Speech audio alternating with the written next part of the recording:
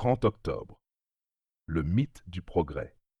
Un dernier mot sur ce qui rend l'être humain parfois irrationnel. Ne croyez surtout pas que les formes les plus extrêmes de cette irrationalité ont disparu grâce aux avancées de la société ou à l'éducation.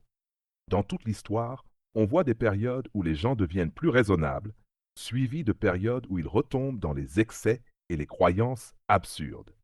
Par exemple, le siècle de Périclès, marqué par les débuts de la pensée scientifique et des philosophes brillants, a été suivi d'un temps rempli de superstitions, de cultes et d'intolérance.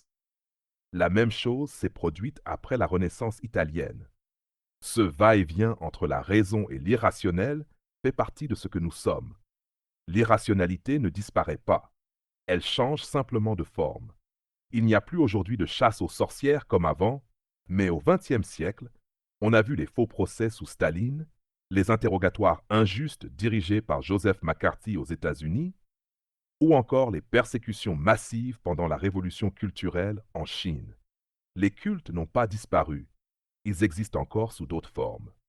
Culte autour de personnalités célèbres, admiration exagérée des stars ou fascination excessive pour la technologie, qui est parfois presque vue comme une nouvelle religion. Les gens ont un besoin profond de croire en quelque chose, peu importe quoi. D'ailleurs, des enquêtes récentes montrent que de plus en plus de personnes croient aux fantômes, aux esprits ou aux anges au début de ce 21e siècle. Tant qu'il y aura des humains, il y aura des formes d'irrationalité, des voies pour la défendre et des moyens pour la diffuser. Loi du jour. La vraie rationalité ne peut se développer qu'à l'échelle personnelle, pas par les foules ou les progrès de la technologie. Penser qu'on est au-dessus de tout ça est en soi une preuve d'irrationalité.